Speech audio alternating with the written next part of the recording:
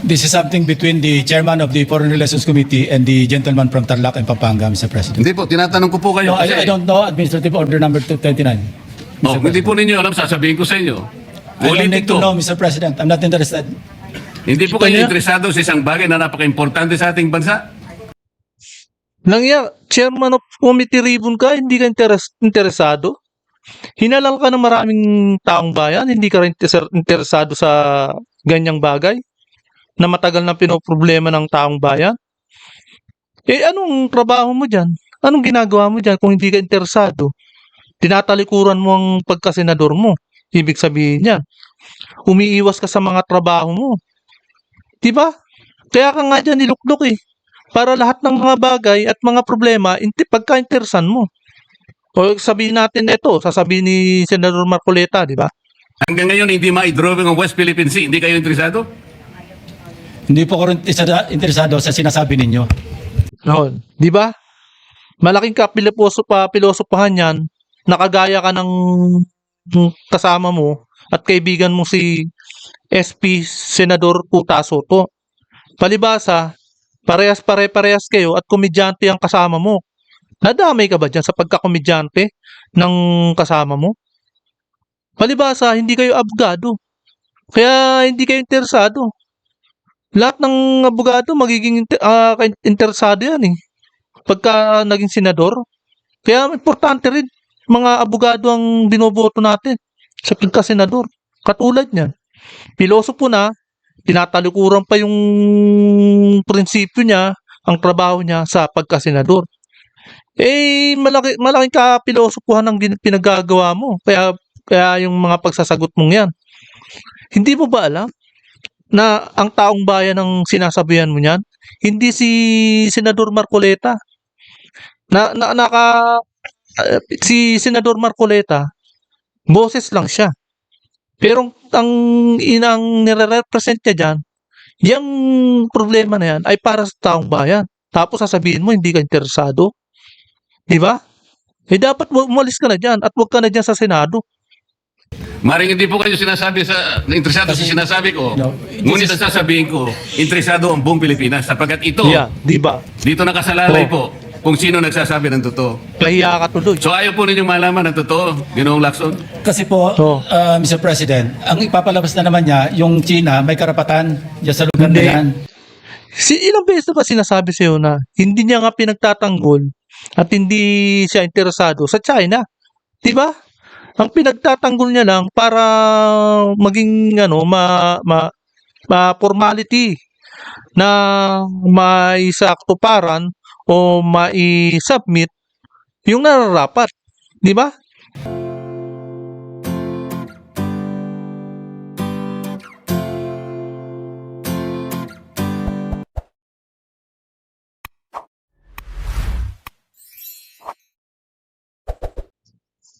Yan po, mga kababayan at mga kapadspress. Isa na namang pong magandang araw ngayon. Dahil sa issue ng malawakang korupsyon at karapalang pagnanakaw sa kabanata natin ng bansang ito ng sinilangan ay muli po napag-abot po, kumbaga nagpang-abot na po sa plenaryo si Senador Marcoleta at Senador Pinky Lacson. Pinky Tago or itawag nating Iwas Boy. Hindi naging maganda ang naging timpla ng speech ni Senador Pinky laban kay Senador Marcoleta. Bakit kamo? Binabaligtad niya na kesyo si Marcoleta ang nagsisinungaling. Itong mga nakaraang araw ay hindi makagilap si Senador Pinky at halatang umiiwas dahil matagal nang gustong kumprontahin ni Senador Marcoleta itong si Iwas Girl o Iwas Boy pala. Ngayon, nagkasagutan sila sa plenaryo. Sa bidyong ito ay halatang namutla ang mama na senador na si Lacson. Kasi ang hirap kasi sa iyo, Lacson, hindi ka abogado na tangi mo lang ipinagmamalaki, hayang matagal ka na sa Senado. Kaya kulang ka sa mga argumento na tipong may panlaban ka sana sa sagutan dito at balitaktakan. Tapos, na mag-speech ka sa harap ng plenaryo, ay puro script ang binabasa mo. Di ba? Hindi ka katulad ni Marcoleta or sabihin natin lahat ng mga abogado na sanay sila sa mga argumento na walang script. Di ba? Kaya pagdating sa sagutan at balitaktakan ay tamemi ka, lakson. Ngayon no, ayan po no, sa video ito na masasabi natin kung paano kung walang Marcoleta sa Senado. Eh di patuloy tayong lilinlangin ng mga veteranong senador na ito kasama si SP Tuta Soto. Imagine, mga nakarang taon, 2016, 20, o kaya 19, ano pa, ni Pinoy, panahon ni Ramos, panahon ni GMA. Diba? Mga senador na yan si Lacson tsaka si Tuta Soto Ngayon, napagtansya natin na matagal na nilang style ito na ngayon lang natin nalaman na talagang ano sila, nililin lang tayo, taong bayan, noon pa. Kaya ito, ang hirap pag bumoboto kayo ng mga veterano na alam na nila ang pasikot-sikot para linlangin ang taong bayan. Pagdating sa corruption, ngayon natin nalaman, hindi pala ito mga lumalaban sa corruption, kundi kumakampi pa sa mastermind na pinaglilingkuran nila. Eh di masaklap, di ba? Ang tagal-tagal na nila, veterano na sila. Matagal na palang ginagawa nila itong kalukuhan na to. Kaya tinan nyo, pagdating sa impeachment, masyado silang agresibo. Di ba? Dahil may pinakalat na mga pera, limpak-limpak noon, na malamang at sa malamang mga kumubra rin itong mga to. Sanay na sila sa impeachment di ba? Sanay na sila sa mga baliktarin ang mga tama gagawin nila, kumbaga yung mga mali at ginagawa nilang tama. Para sa kapakanan ng taong bayan, yung mga tama. Pero anong ginagawa nila sa pagka-veterano nila? Ginagamit ba nila yung pagka-magaling veterano nila? Hindi. Ginagamit nila yung pagka-veterano nila para manlinlang sa taong bayan. Diba? Kaya ito, ang importante lang sa lahat ay makita natin ang galawang totoo na matagal na tayong pinagluloko ng mga veteranong mga senador na ito. Kaya, hindi sila sa taong bayan, kundi para sila ay sasakim sa pera. Kaya nga, mabubulatlat ang dapat mabulatlat. Kaso takip butas at takip issue itong mga veteranong senador na mga ito. Hindi tuloy siya makakasabay sa mga debate ni Senador Marcoleta. Dahil, alam niyo kung bakit hindi makakasabay ito kay Marcoleta? Dahil si Senador Marcoleta ay nasa tama at siya ay nasa baluktot. Sino ba naman ang makakasagot sa isang tama kung puro baluktot ang pinagdidepensahan, puro mga baluktot o mga masama o kaya mga mali, di ba?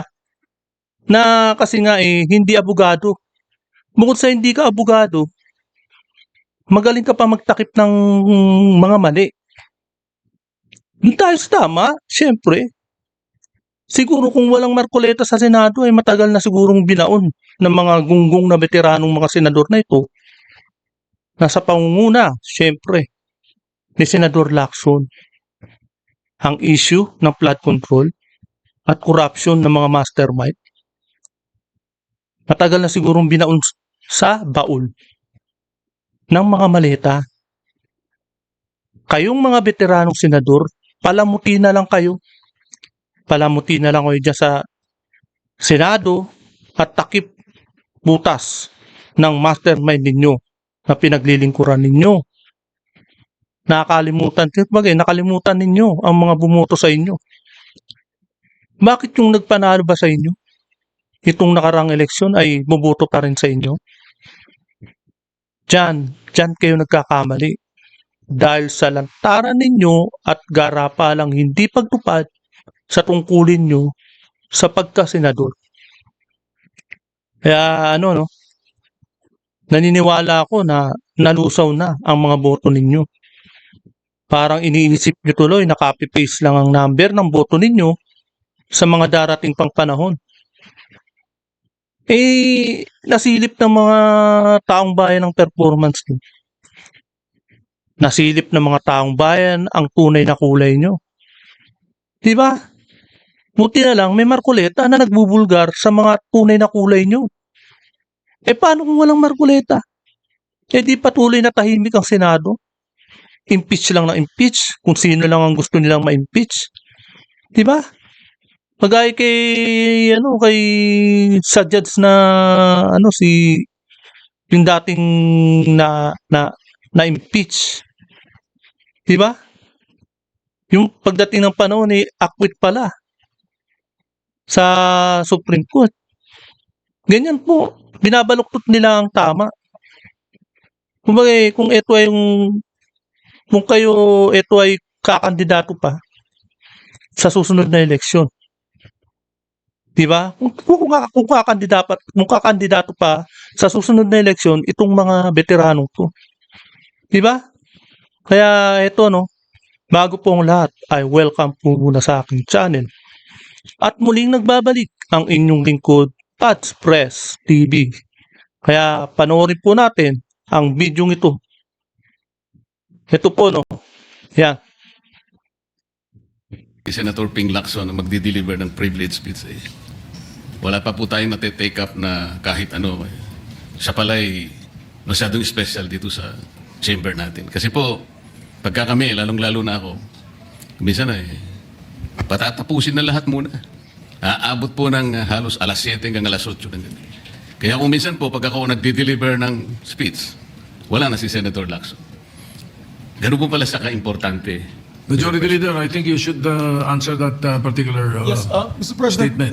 yung privilege speeches, alam mo, dalawang linggo na lang po naiiwan with due respect to Senator Marcoleta. Talagang tinutulak natin yung legislation, una, yung privilege speeches, we put always, and it's been a practice in the past, in the tail end of the discussions, because the privilege speeches can take up a lot of time. Yung nangyari po kasi kahapon, sa speech ni Senator Marcoleta, with due respect to the two sides, binanggit po niya yung pangalan ni Senator Lacson. So, it is obvious that Senator Lacson would like to respond. So, usually, when Dapat it is lang. personal and collective privilege, especially when they're trying to defend themselves, kasi gusto Kaya nga dapat lang mag-respond ka. Dahil binanggit ka na nga tinutukoy ka ni Senador Marcoleta Dahil puro mali ang pinaggagawa mo. Halata kasing umiiwas ka. Kaya talagang minention na yung pangalan mo ni Senador Marcoleta.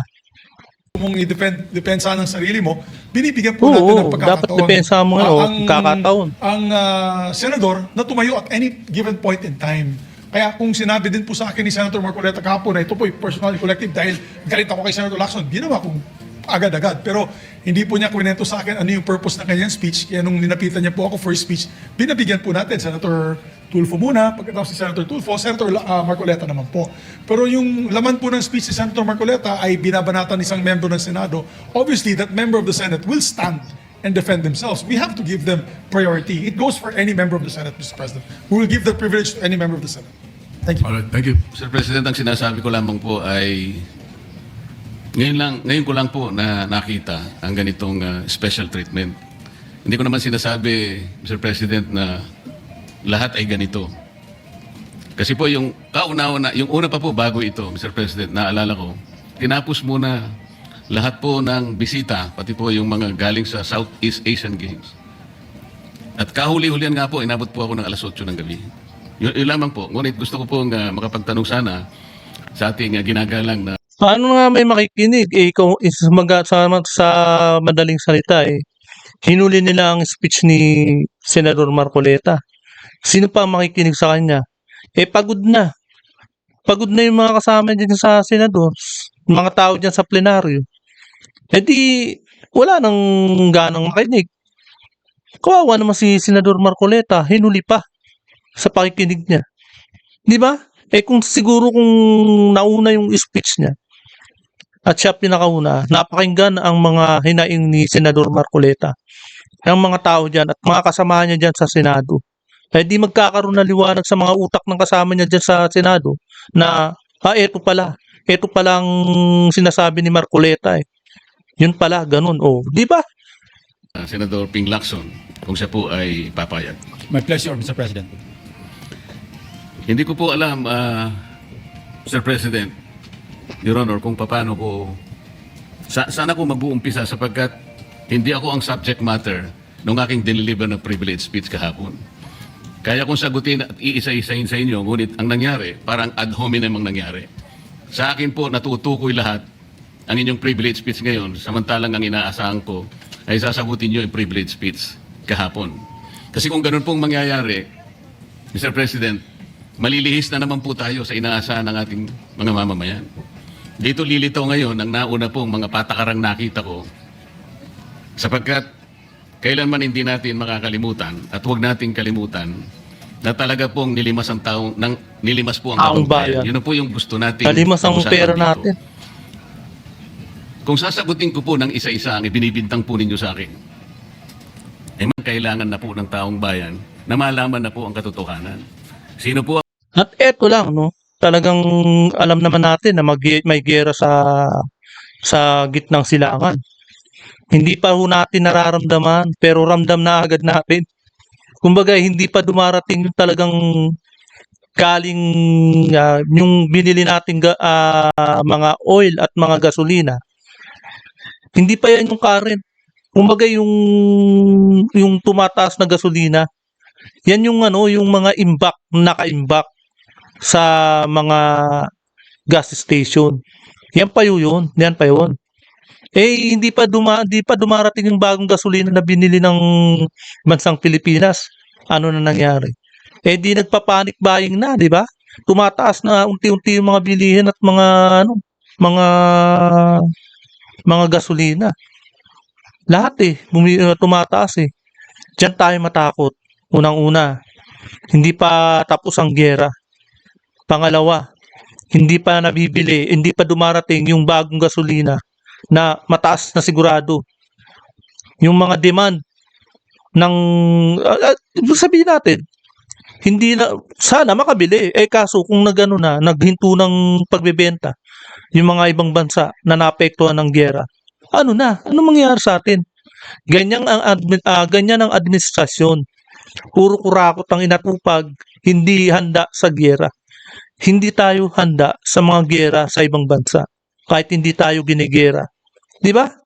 Hindi tayo handa eh. Yan ang masaklap. Hintayin natin ang mga iskenaryong, mga malulupit na magpapahirap lalo sa ating bayan dahil sa kagagawa ng bansang administrasyon na ito. Grabe. may pakana? Sino po ang mga mastermind sa nangyaring nakawan sa ating kabangbayan? Ito po ay hindi pangkaraniwang pagnanakawan, Ginoong Pangulo. Yun po ba ang gusto ninyong mangyari, Ginoong Ping Lacson? Negative po. Sigurado hindi po yun. Bakit Kayo po? Naglilist, sino ba po nagsimula nito? Nung Bakit una pong po? privilege speech ninyo, Ikaw hindi ko ang nagsimula nagsimula kasi niyan. ayoko magkagulo. Pero enough is enough. Kahapon, nanonood ako sa aking opisina, gusto ko bumaba. Ayaw mo magkagulo, takot ka lang. O duwag ka lang. Kaya ka natatawag na Pinky. At isa pa, masyado kang paiba-iba ng isip. Nag-resign ka na nga, di ba? Tapos bumalik ka. Kumbaga, strategy mo yung pag-resign mo para hindi matuloy ang Blue Ribbon hearing. Dahil tumbok na ang pinakatatago ninyong mastermind. Kaya yan ang totoo. Kaya lang malalim na ang gabi at ayoko maabala yung trabaho sa Senado. Kaya nagsabi ako sa ating Senate President at ito'y na-manifest niya kahapon, narinig ko, na I was told na sasagot ako ngayong araw na ito. Wala pong gustong maglihis sa usaping flood control. Ako nga po, very passionate po ako dyan, mulat sa pool. Wala po kayo rito. Ako po'y talagang lumalaban sa korupsyon. Pagdating sa national budget, pagdating sa lahat ng usapin, hindi nyo po matatawaran ang aking hangarin. Ikaw ay laban sa korupsyon.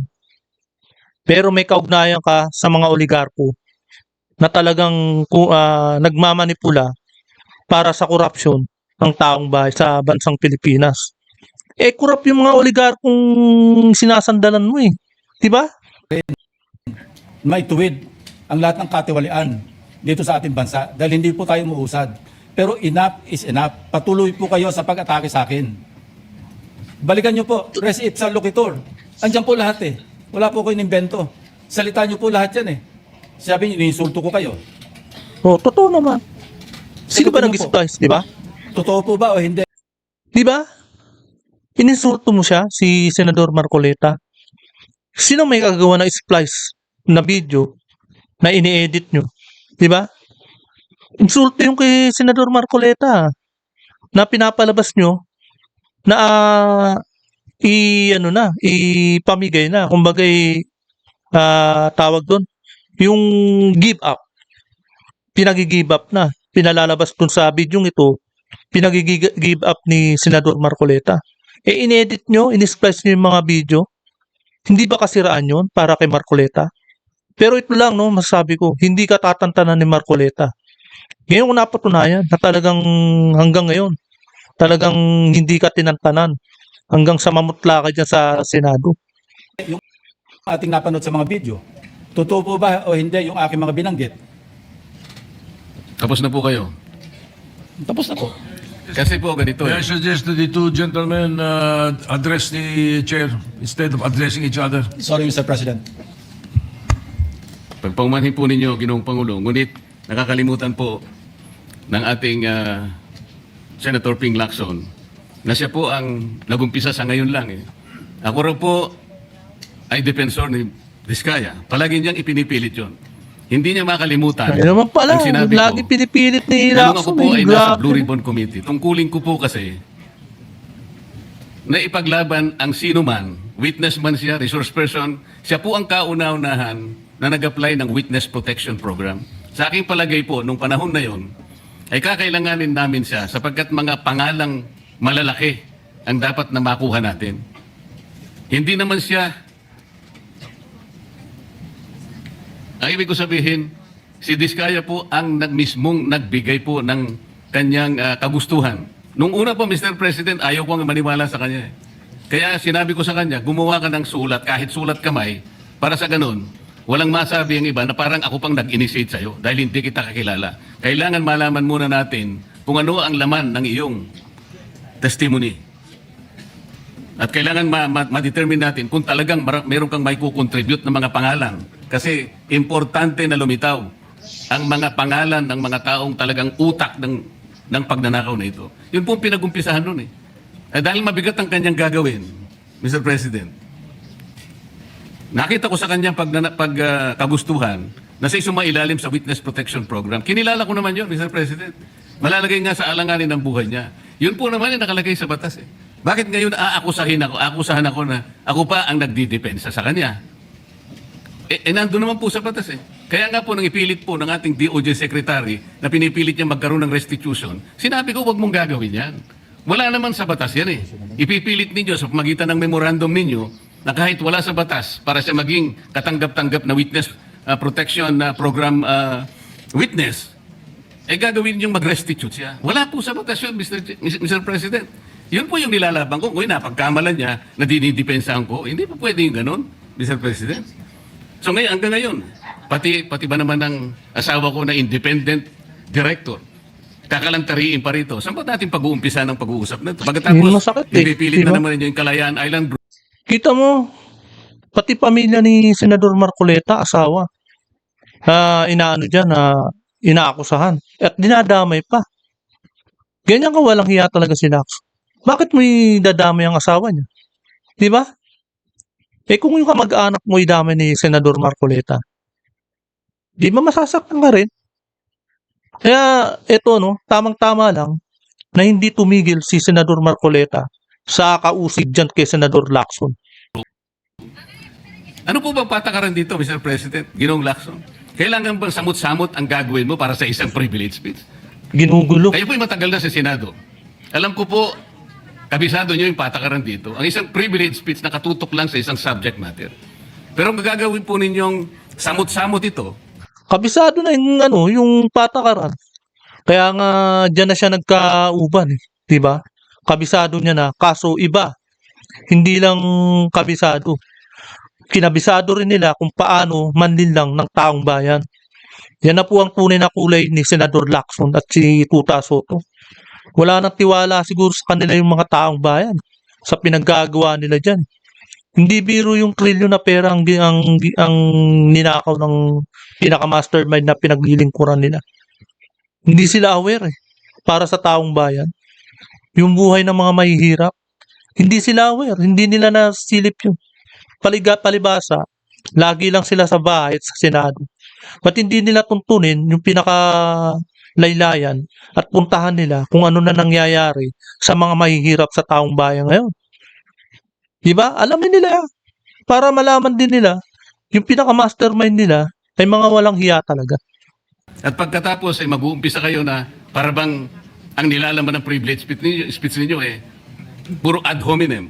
Wala po tayong matatapos dito. Ang hangarin po natin dito ay yung subject matter na pinipilit natin sapagkat ito po ang inihintay ng taong bayan. Kung sasagutin ko po ng isa-isa at ang iba po'y sinagot ko na, ay lalayo po tayo.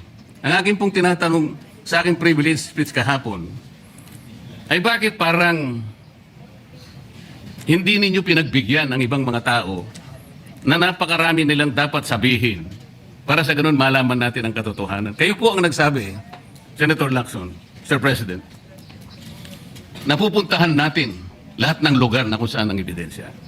Hindi po ba kayo po ay nagpahayag noon dito sa plenaryo, Mr. President, Senator Lacson, na sinabi nyo na ang presidente ay name drop ni Yusek Bersamin. Hindi ko man lang po nakita yung kanyang katauhan na ipinatawag nyo dito. Oh, yes pa Samantalang yan. napakalaki ng dapat niyang ipaliwanag sapagkat kayo po ang nagsabi sa pamamagitan ng pagtitiwala ninyo sa ibinigay na testimony ni Yusek Bernardo na niname drop niya ang presidente. 100 billion pesos po pinag-uusapan dito na kung saan ang porsyentong tinanggap nila sangayon din sa inyong pagpapahayag ay 8 billion pesos. Nagtataka po kami, ang taong bayan, hindi nyo man lang pinatawag si Joseph Bersamin. Nagtataka din po ako. Alam po ninyo ito. Nakiusap, nagpresenta si ex-Governor Chavit Singson. At ito'y Ayan. inungkahi ko po sa inyo. At ang sabi nyo, sige po, sa susunod na pagdinig natin, ay iimbitahan natin siya. Sapagkat marami raw siyang gustong ibahagi sa ating pagdinig tungkol sa mga project sa Ilocos. Ngunit hindi po nyo tinawag. Yun po yung pinagtataka. Ito po yung gusto ko sanang sagutin ninyo. Sa akin po, wala nang kwenta kahit na ako'y patutsadahan ninyo na ganito ako, ganito kami, ganyan. Hindi na po mahalaga sa akin yun Ang mahalaga po, Mr. President, ang taong bayan ngayon na naghihintay ng kasagutan sa maraming katanungan nila kung magagawa pa natin na buklatin lahat ang dapat buklatin. Kilalanin kung sino dapat kilalanin. Ang gusto ko pa po sana, Mr. President, sana sagutin po ninyo, Senator Lacson. May I respond, Mr. President? May I respond, Mr. President? Yes, please, go ahead. Mr. President, Your Honor, have you read the partial committee report? Ganito po ang nangyari, No, Mr. have you read President. the partial committee report? That is my question, Mr. President. Binasa ko po, ngunit hindi ko po magawan ng paraan kung paano ko po itatrato. Kasi kahit na po Pipirmahan, ganun diba? ang nangyari, tiningnan ko po Kaya lang, sabi ko sa mga staff ko, nung mag-meeting kami, bakit ka ako wala man lang pirma ito? Ito po'y taliwas po sa inyong ipinahayag kahapon. Mr. Sinabi nyo President, rito, If I may be natanggap allowed, ko, Mr. President. patapusin Paano kasi pipirmahan? Hindi pa tapos. Ang gusto ni Senador Marcoleta, tapos na lahat. Kumbaga, may resulta na at nakuha na kung sino-sino ang pinaka-mastermind. Puro ang tagal na yung partial report mo ang gulo-gulo mo pa. Kumbaga, yung mga urong-sulong ka pa. O ano nang mangyayari sa partial report? 'Di ba? Kumbaga, walang credibilidad yung partial report mo kaya hindi ka pinipirma ni Senador Marcoleta.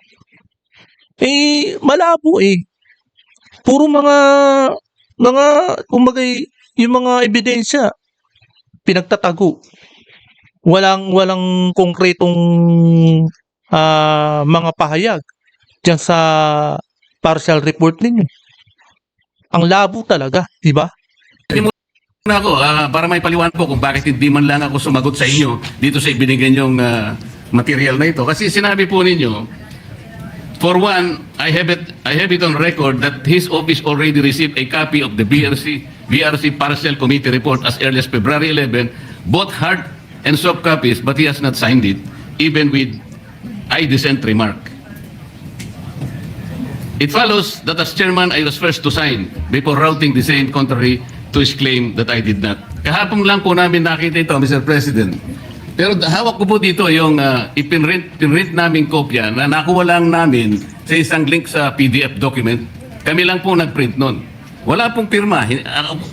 Mr. President, we assume that it came from the office of Senator Lacson or probably from the Blue Ribbon Committee. I would not assume otherwise. So sabi ko, kung walang pirma ito, wala man lang covering letter, ano bang gagawin namin dito? Gagawin ba nating banderitas ito? Ganun po ba yung pagbibigay ng isang importanteng dokumento? Kung inaakala po yung importante ito, bakit wala naman pong pirma man lang? Sa akin So, palagay, hindi po ganun ang pagtrato sa amin bilang miyembro ng Blue Ribbon Committee. Tingnan niyo kung gaano kabalahura at kapalpak ang ginagawa ninyo dyan sa Senado.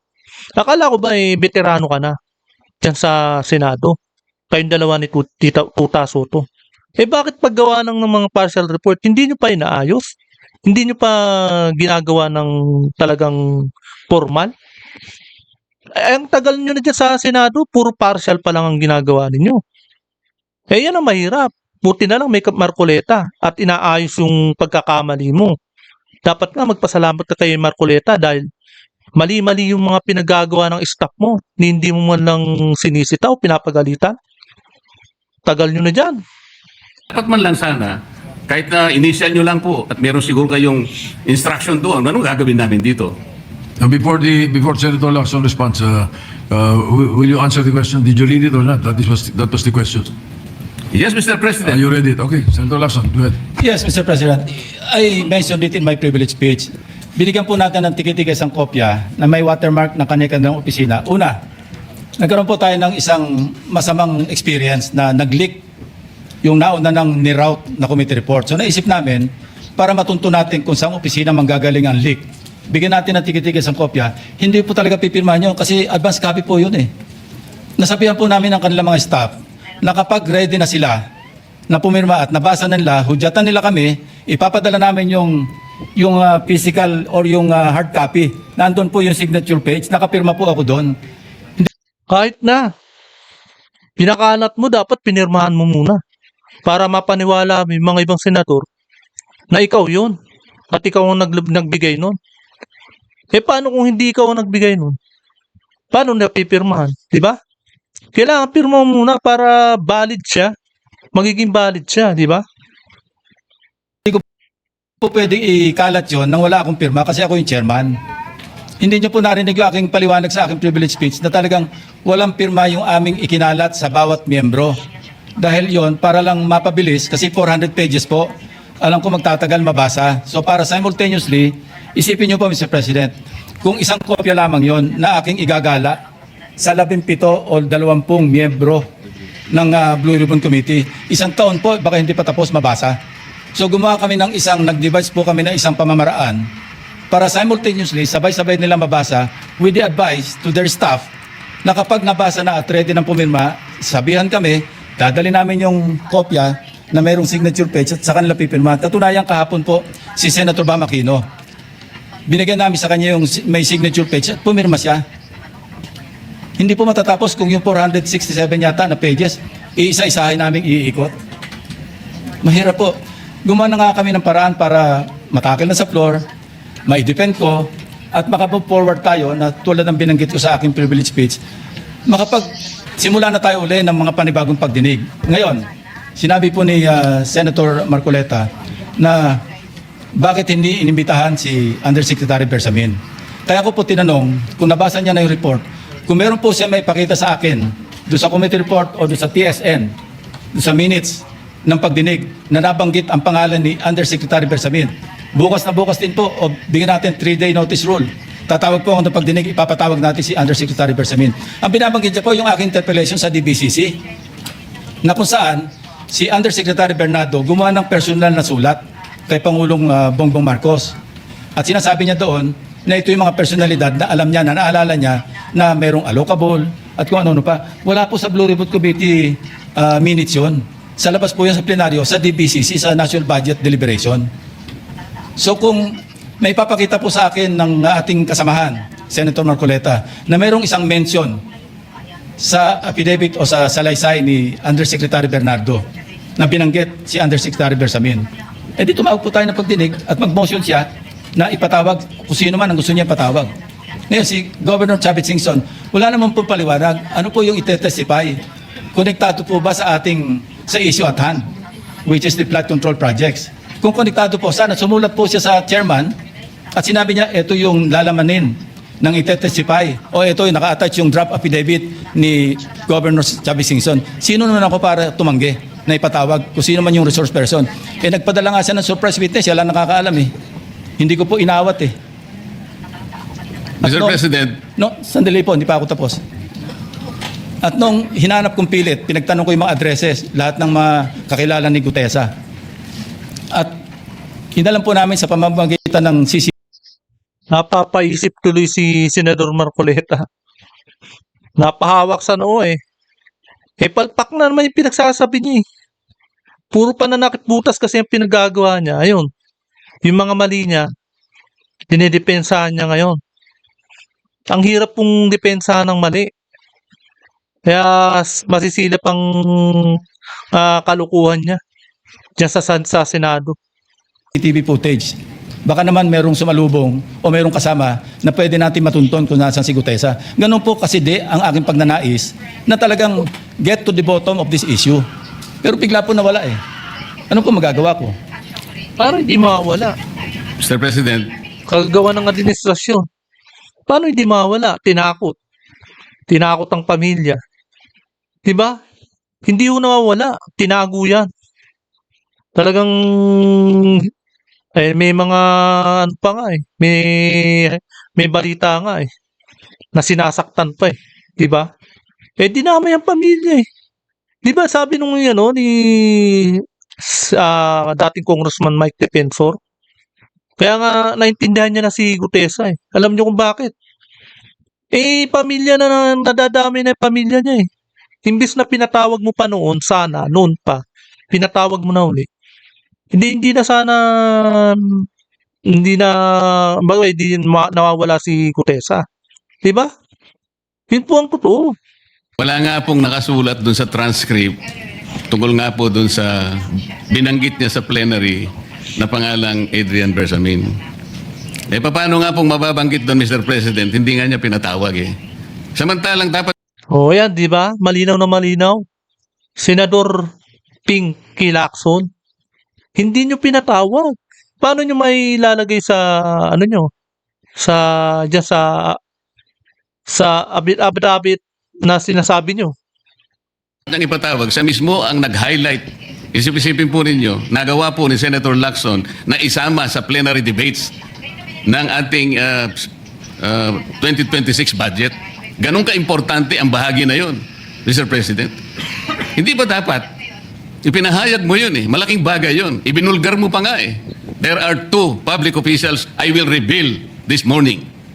Ganun lang. At hindi mo pinatawag. Kung pinatawag mo yun, malinaw na malinaw, nalagay sana sa transcript. Tama. Yun pala, no? Transcript pala. Maliwanag na maliwanag. Sinasabi ni Senador Marcoleta. Diba? Ano lang naman ang ibig sabihin eh. Sa mga tweet, iniwasan po, Mr. President, Pinalitan para hindi niya, malagay sa tinamang transcript. sasabihin niya. Pagkatapos ikakatwiran po ninyo. Eh kung nasa transcript, di sana, pinatawag ko. Baliktad po ang ginawa ninyo, Mr. President. Katulad din po sa 30. Yan ang maliwanag na kabaluktutan na ginagawa ni Lacson. Diba? Pinagtatanggol niya, yung kabaluktutan niya, eh tuloy. Buking pa rin siya. Wala pa rin siya sa binatbat sa argumento ni Senador Marcoleta. Yan po ang totoo, di ba? Nara Straits of South Forbes.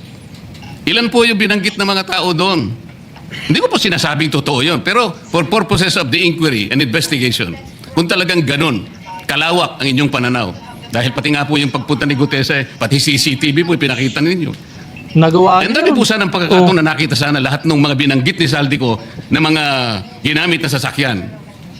makikita doon sa pagitan ng alas 9 hanggang alas 10 ng umaga. Tawagin natin yung kung sino man yung security agency doon. Pero hindi po ninyo ginawa eh. Pero sasabihin po natin, you wanted to emphasize one point. Kung nasaan ang ebidensya, ay talagang pupuntahan natin. Kayo po ang inconsistent eh. Pagkatapos ako sasabihin ninyong inconsistent. Ang dami po eh. Nakiusap ako na, sabi nga natin, ang dami pong tumuturo sa pangalan ni Martin Romualdez. Inimbita po ninyo, hindi dumating. Nakiusap ako, naimbitahan uli. Ang sabi po ninyo sa magitan ng inyong interview, ay kung pupunta siya rito, welcome. Kung hindi siya pupunta, wala tayong magagawa because of interparliamentary courtesy. Ayan, iyan ang maliwanag na kumbagay napaka-hypocrite na senador. Kumbagay inaano niya, kumbagay tinatalikuran niya ang pagkasenador niya. Hindi niya ginagawa ang tungkulin niya. Tinatalikuran niya yung tungkulin niya bilang pagkasenador. Pilosopo rin ang dating, di ba? Mga gaganong sabihin niyang ganun na kung ayaw niya, di wag ka. Di ba? Mr. President, hindi po karaniwang pagnanakaw ang nangyari sa kasaysayan ng ating bansa. Hindi po ba ninyo naiisip, mismong kabang bayan ang tumagilid, pagkatapos magtatago kayo sa prinsipyo o doktrina ng interparliamentary courtesy? Kung ako po ang chairman ng Blue Ribbon Committee, Mr. Chair, Mr. President, hindi ko po igagalang interparliamentary immunity sapagkat ang pinag-uusapan dito ay interes ng mamamayan. Huwag po tayong magtago kung saan-saan. Sinabi po ninyo, Mr. President, Senator Lacson, yung Apostille Convention. Hindi ba pinahayag po ninyo sa isang pag-i-interview ninyo na kung si saldi ko lamang ay makakuha ng isang subscribe statement, kahit sa Zoom lang, ipatatawag namin siya. Bakit hindi po ganun ang ginawa ninyo? Pwede naman siyang mag-Zoom pagkatapos na magkaroon ng apostille sworn statement. Bakit hindi po ninyo ginawa? Meron naman pong Zoom eh. Natatakot yung tao. Nanganganib ang kanyang buhay. At palagay ko naman, nanganganib nga talaga. Hiniintay pa po ninyo na humarap sa inyo? Pwede naman ang Zoom eh. Kung talagang gusto nyong tuntunin ang lahat ng mga ebidensya na dapat nating puntahan. Ito po yung pinupunto ng aking privilege speech kahapon eh. Hindi ko nga po alam na kapag ako po ang magdi-deliver ng privilege speech, Mr. President, palagi po kayong nawawala. Kasi nga, nasa bandang huli na po ako eh. Pero kung talagang gusto nyo lamang, alam nyo naman, nasa agenda po natin kung sino po ang tatayo para mag-deliver ng privilege speech eh. Ayoko pong isipin na sinasadya ninyo. Ngunit narinig naman po ninyo eh. Pinagtatanggol ko ang China. Yan, isa Sa pa. March 12 po, Mr. President, Senator Lacson, sana po may panahon kayo sapagkat ipinatawag ko sa magitan ng isang resolution at ito po ay alam na ni Senator Erwin. Pinatawag ko po ang NAMRIA, pinatawag ko po ang Philippine Coast Guard, Philippine Navy, ang DFA, pinatawag ko Itawag mo rin si Commodore Tariela na pinag-ugatan na lahat ng mga problemang yan. rin po si Justice Carpio at saka yung professor sa UP. At kung sino man po ang interesado, pero once and for all, malaman po natin dito kung sino ang sinungaling, kung sino ang makatsina, kung sino ang nagagaling-galingan at nagpapanggap na expert in international law. Sana po, Senator Lacson, nandun po kayo. Mr. President, may we hear from the chairman of the Foreign Relations Committee because his name was mentioned. May I just confirm if indeed he will call for a hearing and invite those people mentioned, Mr. President? With due respect. Well, as requested, if you would like to respond, Senator Erwin Tulfo. Thank you, Mr. Chair. This morning, I have received a letter from the Department of Foreign Affairs citing that they cannot attend, including NAMRIA, Mr. Chair, and we have already written to the various chiefs of staff of the members of the Committee on Foreign Affairs. They cited, including NAMRIA, that they cannot attend because of the fact that it is a matter of national security, Mr. President. And I also have a copy that will be sent to your office, Mr. President. The reason given by NAMRIA, the Armed Forces of the Philippines, and the Department of Foreign Affairs, Mr. President. In other words, Mr. President, the gentleman from Pampanga and Tarlac is confirming something that is not confirmed. Mr. President, that is too much of a statement. Kausap ko pa lamang ang chairman at kaming dalawa po nagkakausap at niremind pa nga ako yung mga nakarang araw na, March 12, okay ka na. So, ang sabi ko sa kanya, ito po ang dapat nating maimbitahan. Bakit naman po nagkaroon ng issue sa national security ang pagdinig tungkol sa usapin sa West Philippine Sea? Mr. President? Ito na naman po ba ay patakaran para ilihis na naman? Hindi po pag-uusapan dito kung ano-ano mang klaseng teritoryo pag-uusapan dito. Ang pag-uusapan lang natin ay yung masigalot na pinalalaki nila at hindi nila maintindihan na walang kamatayang West Philippine Sea. Nakalagay po kasi sa Administrative Order number 29 dated 2012, Mr. President. 14 na taon nang nakararaan, minanduhan mismo ang NAMRIA at ang DFA na mag-submit ng mapa at mga charts sa opisina ng United Nations General, as UN Secretary General, at inotify ang lahat ng international organizations katulad ng IHO. Ano po bang ibig sabihin nun, Mr. President? Alam po ba ito ni Senator Lacson, yung Administrative Order number 29? National organizations katulad ng IHO. Ano po bang ibig sabihin nun, Mr. President? Alam po ba ito ni Senator Lacson, yung Administrative Order number 29? This is something between the chairman of the Foreign Relations Committee and the gentleman from Tarlac and Pampanga, Mr. President. Hindi po, tinatanong ko po kayo. No, I don't know Administrative Order number 229. Hindi po ninyo alam, sasabihin ko sa inyo. I don't Ulitin need to ko. know, Mr. President. I'm not interested. Hindi po kayo interesado sa isang bagay na napaka-importante sa ating bansa? Chairman of Committee Ribbon ka, hindi ka interesado? Hinalal ka ng maraming taong bayan, hindi ka rin interesado sa ganyang bagay na matagal na pinoproblema ng taong bayan? Anong trabaho mo dyan? Anong ginagawa mo dyan kung hindi ka interesado? Tinatalikuran mo ang pagkasenador mo. Ibig sabihin niyan, umiiwas ka sa mga trabaho mo. Diba? Kaya ka nga dyan niluklok eh. Para lahat ng mga bagay at mga problema, pagka-interesan mo. O sabihin natin ito, sasabihin ni Senador Marcoleta, di ba? Hanggang ngayon, hindi ma-drawing ang West Philippine Sea. Hindi kayo interesado? Hindi po ko rin interesado sa sinasabi ninyo. No, di ba?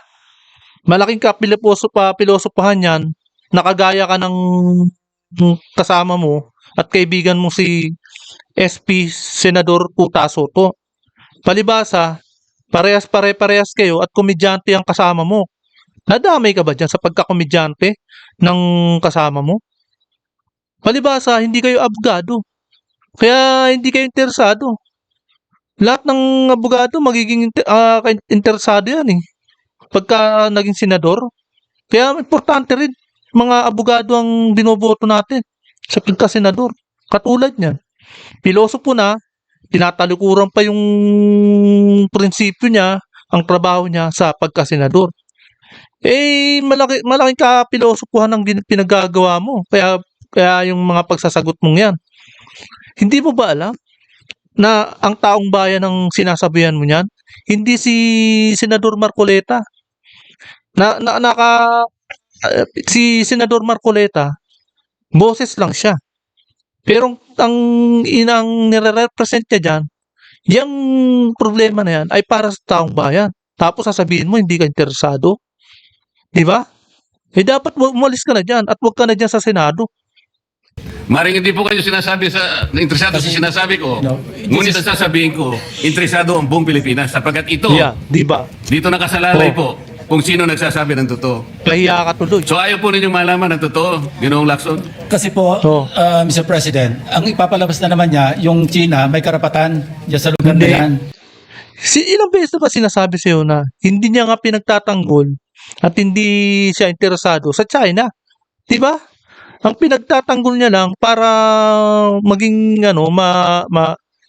formality na maisaktuparan o mai-submit yung nararapat. Di ba? Kaya ayoko na po marinig kasi ilang beses na po natin narinig yan, medyo masakit na sa tenga eh. Alam po Kaya ninyo, sinasabi ko po, ayoko alam na po ninyo, marinig Mr. po nang gagaling President, sa kanya, Mr. President. si Senator Lacson po ay, ang pagkakaalam ko, isang magaling na investigador. Ngayon po pala yung manghuhula na. Paano po niya nahulaan? Ang sasabihin ko ay, The debate is going into motives and all of that. So motu proprio, the presiding officer declares the session suspended. Po kanina, Mr. President, Grabe. that's irrelevant to me. It's no longer important to me. Kaapihan yung dalawa. Kahit ano pa pong paninira ang sabihin ni Senador Lacson sa akin, wala pong kaso sa akin yon. Ang taong bayan, alam na po nila kung ano ang totoo. Sila po ang Oo, arbiter. tama. Silang magsasabi Yun, kung tama. totoo lahat po ang pinag-uusapan natin dito. At kung ano ang sinabi Oo, laban sa akin. Ang hindi- gusto ko lang pong linawin, Mr. President. Kung talagang pinaninindigan ni Senator Lacson yung patakaran na kanyang huling sinabi at binigyan ng emphasis kung saan ang mga ebidensya pupuntahan natin. Napakarami ko pong sinabi kahapon do sa aking privilege speech, inisa-isa ko yung dapat napuntahan natin. Para sa ganon, lahat ng inaakala nating mga ebidensyang magtuturo kung saan dapat at kung sino dapat ang managot, doon lang natin makikita at ang taong bayan po ay nakikinig at nagbabantay. So, gusto ko pong malaman, Sir President, kung totoo po lahat, ang kanyang paninindigan na pupuntahan natin Walang ang lahat paninindigan ng niya. ebidensyang maaari nating makuhanan, pwede po bang revisyuhin niya yung aking privilege speech? Nandun po lahat, inisa-isa ko. At nagtapos nga po ako doon sa 18 ex-marine officials at iba pa yatang mga official ng ating sandatahang lakas ang nandun. Lahat po ba noon ay pupuntahan natin? Open po ba siya, Mr. President, na puntahan natin? Alang-alang doon sa pagkuha natin ng katotohanan. At makukuha lang natin ang katotohanan kung aharap lahat ang mga taong binanggit ko sa aking privilege speech. Huwag tayong magbibigay ng teorya ng kahit ano. Ako po'y nananalig na kapag sila'y humarap, may kakayahan naman ang komite, Mr. President. Makita natin kung talagang nagsisinungaling o hindi. Meron po tayong patakaran. Meron tayong remedyo kapag nagsisinungaling sila. Nakukontempt natin, ikinukulong po natin ang nagsasabi ng hindi totoo. Payagan lang natin, lahat sila may karapatang magsabi, mag-contribute sa ikahahanap ng katotohanan na lahat po tayo ay merong interes. Yun lang pong gusto ko malaman, Mr. President, kung si Senador Lacson po ay tapat sa kanyang paninindigan, dapat sana lahat po ng aking sinabi, hindi naman po makakasama, makakatulong po sa ating lahat para makagawa tayo ng isang ulat. Sapagkat ngayon, kagaya po ng kanyang inamin, ang tagal na po nung sinirculate na ulat na sa online. At sabi niya, isa pa lang po ang pumirma.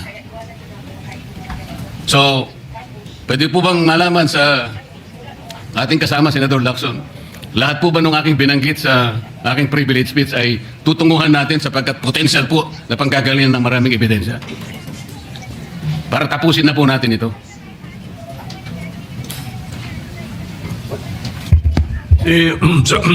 Senator Lacson sat down. He is no longer has the No, floor. Mr. President.